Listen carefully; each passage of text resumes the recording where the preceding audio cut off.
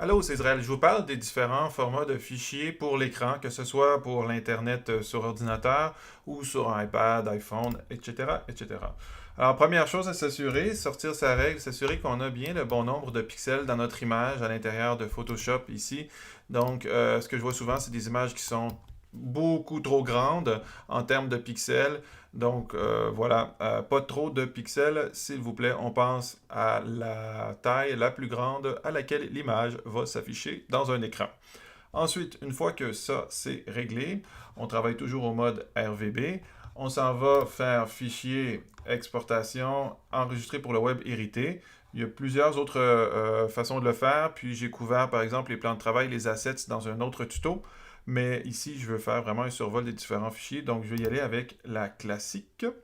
Lorsqu'on est à l'intérieur de cet écran de Photoshop, ce que ça nous permet de faire, c'est d'aller en 4 vignettes. C'est ce qui est vraiment intéressant pour avoir une belle optimisation d'image, donc avoir le meilleur poids possible par rapport à un compromis sur la qualité.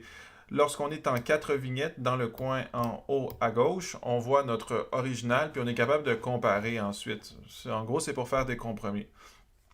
Qu'est-ce que je vais faire avec cette image-là?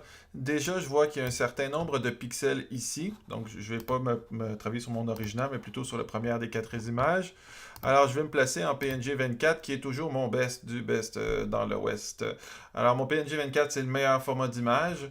Toutefois, qu'est-ce qu'on voit? On voit que c'est quand même assez lourd. C'est 556 kilooctets. Et donc, ça va prendre 101 secondes à 56 kilooctets. Bon, ça, 56 kilooctets, c'est révolu cette époque, mais admettons 1 mégabit par seconde, ça peut bien représenter ce qu'on a sur un portable dans le centre-ville, par exemple. Donc 6 secondes, c'est vraiment trop lourd pour cette image-là, ça va bloquer tout notre site. Donc, du coup, PNG 24, on oublie ça. Alors, on va aller choisir peut-être plutôt un JPEG pour cette image-là, vu qu'elle est d'une taille très grande. Mon JPEG ici, comment je fais pour optimiser un JPEG? C'est avec la qualité. Ça va de 0, qui est très très très très laid, parce que lui fait des carrés, puis à l'intérieur de chaque carré compresse les formules algorithmiques qui me permettent d'avoir des pixels nuancés d'une couleur ou de l'autre. En gros, je vais avoir plein de pixels de la même teinte, je vais avoir plein de pixels de la même nuance, ce qui fait que je vais avoir apparaître des carrés et des petites taches d'huile aux abords, ce que j'appelle des taches d'huile, des petites taches aux abords des contours de l'image. Donc, qualité basse, mettons en bas de 20, c'est inacceptable. En tout cas, dans le cas de cette image-ci, je vais aller prendre mon dernier carré ici, puis je vais aller un peu plus haut ici. Voilà, 69, 74 ici, jusqu'à ce que je vois une différence notable. Alors, ça me permet de comparer ici, fait que je peux comparer mon JPEG qui, lui, tu vois, fait 49 kilooctets, donc une seconde à 1 mégabit par seconde. C'est quand même assez respectable par rapport à cette image-ci qui fait 10 fois le poids en PNG 24 et la qualité, donc, est très près de l'original. Vous voyez? Alors, on choisit cette image-là. Ensuite, quels sont les autres paramètres de JPEG? Bon, ben écoutez, ça, on ne va pas toucher moyen, élevé, faible, parce que c'est plutôt la quantité ici avec laquelle on veut y aller de manière précise. Le flou, ça réduit un peu le poids, par contre, ça rend l'image moins nette. Des fois, on aime, des fois, on n'aime pas. Progressif, optimisé, ça fait peu de différence. Progressif, mon JPEG va arriver progressivement, plutôt que d'arriver d'un coup. Et optimiser va être plus petit, va être moins compatible. Alors bon, on peut bien cocher progressif si on veut. Incorporer notre profil de couleur ou SRVB. SRVB, c'est toujours bien de mettre notre SRVB parce que ce que ça fait des couleurs qui sont plus vibrantes dans les plateformes qui sont compatibles avec ce profil. Toutefois, bon, tout ce qui est iPhone, iPad, tablette, écran, c'est dorénavant pas mal tous compatibles avec SRVB. Alors on aime ça. Ensuite, ici, cette taille de l'image et pourcentage et bicubique, c'est si je voulais grossir mon image ici ou la rendre plus petite. Je ne vais pas grossir mon image, ça va interpoler, même si c'est bicubique. Donc, je ne vais pas grossir mon image. Par contre, si jamais je me rends compte que mon image était trop grosse dans Photoshop, je peux venir ici et réduire sa taille sans aucun problème. Alors, une fois que j'ai terminé puis que j'ai ma belle image, je peux repasser à optimiser pour l'avoir à pleine grandeur. Toujours observer à 100%, jamais augmenter ici parce que c'est certain que si on augmente, on va voir des défauts. Okay? Donc, on ne zoome pas sur une image quand on l'optimise parce que sur les différentes plateformes, elle va toujours être vue à 100%. On se demande est-ce qu'à 100% c'est correct? Oui. Ensuite, vous avez observé que dans mon JPEG, l'arrière-plan n'est plus transparent, c'est que JPEG ne supporte pas la transparence. En arrière-plan, il va mettre une couleur quelconque. généralement la couleur par défaut de l'arrière-plan du document, ce qui est souvent blanc, mais on pourrait mettre noir, par exemple, ou admettons que cette image viendrait se fusionner sur un site web d'une autre couleur. Je pourrais aller chercher ici une autre couleur, donc admettons que mon site web a un fond rouge, je mettrais ça rouge, et puis du coup, ça le fait, hein. C'est comme si mon image fondait vers l'arrière-plan de mon site. Pas de souci. Alors, ça, c'est pour les grandes images. Lorsque c'est terminé, je clique sur enregistrer et voilà, je peux aller enregistrer mon image. Vois-tu, ici, il me donne que j'ai des caractères non compatibles et latins. Ça, c'est bien important, c'est que lorsqu'on enregistre des images pour l'écran, lorsque j'ai terminé mon enregistrement, pas de caractères spéciaux, pas donc tout ce qui est accent, tout ce qui est point d'exclamation, etc. On n'en veut pas, c'est toujours vrai, mais c'est particulièrement vrai lorsque j'ai des images qui s'en vont sur Internet pour des problèmes de compatibilité, principalement avec les serveurs Internet qui sont plus souvent qu'autrement formatés en Linux. Les accents ne sont pas codés de la même manière d'un bout à l'autre. Alors voici, ça c'était pour une grande image, donc grande image égale JPEG. Ensuite, quand j'ai une image qui est, bon tiens, on va aller chercher quelque chose entre les deux ici. Alors, cette image est en ton continu, ok? Donc, c'est une image qui contient des dégradés. Ça aurait pu être une petite photo aussi. Alors, lorsque j'ai ce type d'image qui est en ton dégradé, et puis que j'ai un fond transparent, par exemple dans le cas d'une icône. Alors, ce que je vais faire, c'est que moi, j'aimerais avoir le petit ombre porté ici.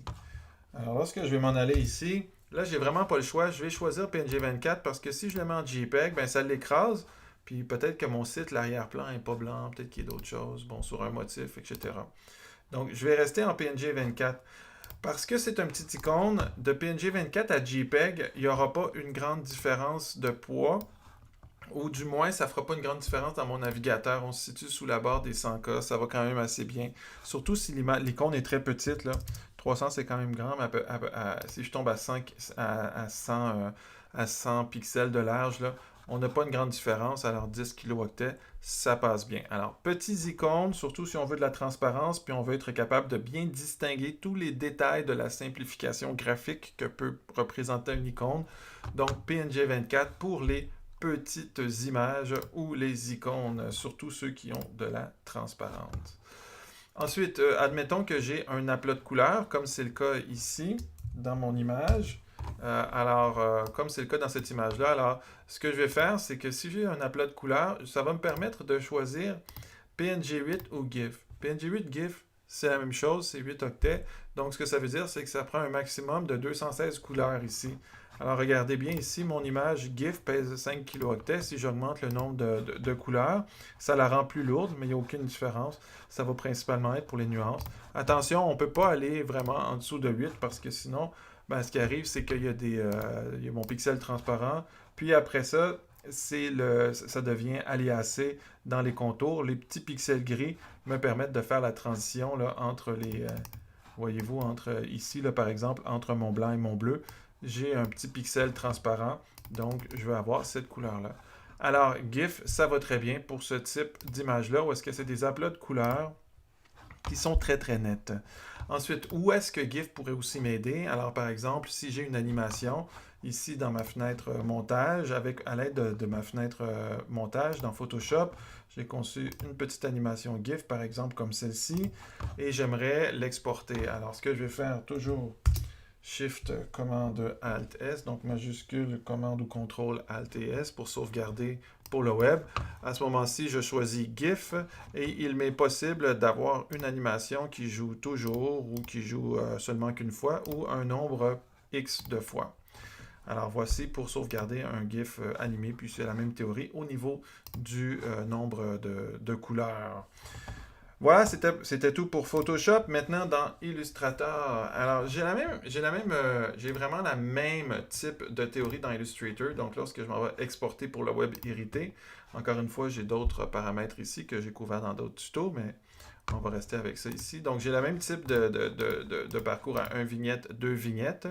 Alors, dans Illustrator, lorsque j'ai une image qui possède des dégradés, des ombres portées, des modes de fusion, etc., je vais aller choisir soit JPEG, soit PNG24, un petit peu comme je le disais tantôt, si l'image est très petite, PNG24 si l'image est très grande. JPEG ici, puis ensuite, je vais jouer avec le paramètre de qualité. Alors, on va voir que très rapidement, là, dans Illustrator, les contours vont apparaître avec les petites taches d'huile. C'est ce qu'on essaie d'éviter lorsqu'on optimise les images à partir d'Illustrator pour le web. Voici, j'enregistre mon truc. Enfin, maintenant, il y a un autre format qui reste vectoriel à l'écran. Il s'agit du SVG. Pour exporter en SVG, il n'est pas là dans ma fenêtre d'exportation. Il faut que je fasse enregistrer sous.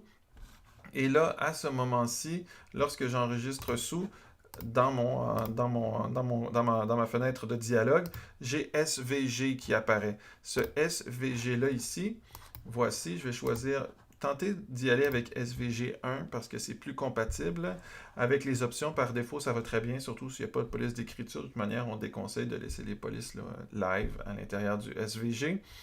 Alors, voici, on peut cliquer sur la petite boule et puis là, on va voir ce que ça donne dans un navigateur.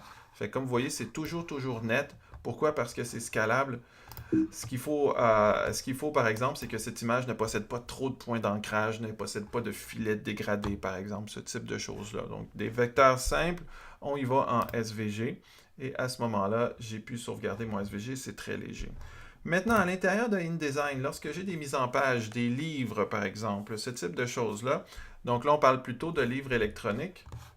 Si j'aimerais exporter une image statique, donc ici, je pourrais toujours le faire. Donc, par exemple, si je veux faire approuver un concept à mon client, c'est la même chose. Hein? J'ai la possibilité d'aller chercher un JPEG ici. Ce que ça va faire, c'est que ça va enregistrer cette planche-là ou un nombre X à une qualité X. Par exemple, je peux y aller avec moyenne, sinon c'est un peu trop élevé, à une résolution précise. Donc 72, c'est ce qu'on veut généralement à l'écran.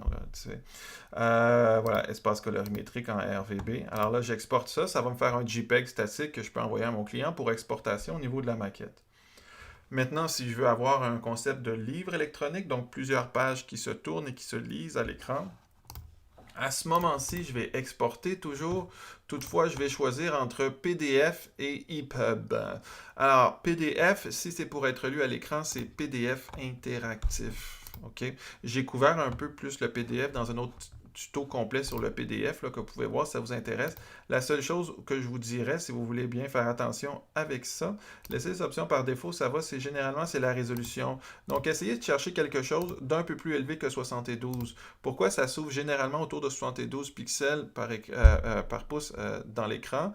Toutefois, avec des écrans très grands ou qui auraient un dot pitch, donc plus de pixels dans un pouce, à ce moment-là, les images pourraient être agrandies, paraître floues. Voilà pourquoi je vais conseiller un PPP un petit peu plus grand que 72 lorsqu'on exporte en PDF interactif. Puis voilà, c'est tout ce qu'on a besoin de savoir pour PDF interactif pour une exportation de base.